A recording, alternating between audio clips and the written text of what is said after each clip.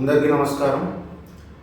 మేము విద్యార్థుల రాజకీయ పార్టీ తరఫున సునీల్ అన్న గారి నేతృత్వంలో జూలై 18వ తారీఖు అనగా గురువారం విద్యా సంస్థల బంద్కు పిలుపునిచ్చాము.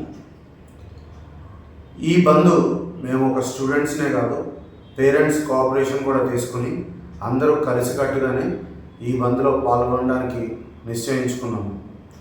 ఎన్నో రోజుల నుంచి విద్యార్థులు జీవో నెంబర్ 46 రద్దు చేయమని, డిఎస్సి ఎగ్జామ్స్ పోస్ట్పోన్ చేయమని చెప్పి, అలాగే గ్రూప్ 1 1:100 రేషియోలో ఇంటర్వ్యూస్ జరగాలని, గ్రూప్ 2 గ్రూప్ 3 పోస్టులు పెంచాలని ఎప్పటి నుంచో అడగడం జరుగుతుంది.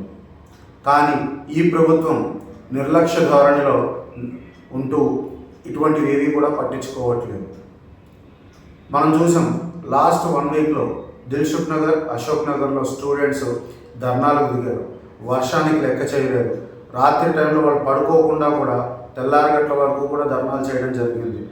ఇకపోతే 2 రోజుల క్రితం సెంట్రల్ లైబ్రరీ దగ్గర, చికట్పల్లి, అశోక్ నగర్ ఏరియాలో స్టూడెంట్స్ ఏది లేకుండా వాళ్ళు మాత్రాన వాళ్ళు చదువుకుంటూ ప్రశాంతంగా ఉంటే పోలీసులు లోపలికి ఎంటర్ అయ్యి వాళ్ళని ఈడ్చుకొని వచ్చి అరెస్టులు చేయడం అంటూ జరిగింది. ఎందుకు అని ప్రశ్నిస్తే కూడా సమాధానం చెప్పే పరిస్థితి లేదు. ఈ రేవంత్ రెడ్డి నియంతృత్వ ధోరణి అనేది ఎట్టి పరిస్థితుల్లోనూ మారాలి. అందుకనే మేము విద్యా సంస్థలకు బంద్ పిలుపునివ్వగానే మాకు చాలామంది విద్యార్థులు ఫోన్ చేసి మేము కూడా మీతో అండగా నిలబడతాము, అలాగే పేరెంట్స్ కూడా మేము ఎన్నో లక్షలు ఖర్చు పెట్టుకుని మా పిల్లలు చదివిస్తున్నామండి, మీరు మంచి పనికి శ్రీకారం చుడుతున్నారు కాబట్టి మేము కూడా మీకు మద్దతుగా నిలబడతాము అని చెప్పి మాకు ఫోన్ చేయడం జరిగింది. చాలామంది పేరెంట్స్ వచ్చి కలవడం కూడా జరిగింది.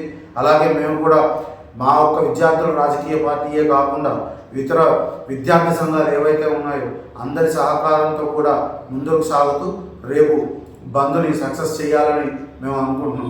పోలీసులకు ఒకటే రిక్వెస్ట్, రేవంత్ రెడ్డి గారు మీరు పోలీసులను ఆదేశిస్తున్నారు కాబట్టే వాళ్ళు ఈ పని చేస్తున్నారని మేము అనుకుంటున్నాం.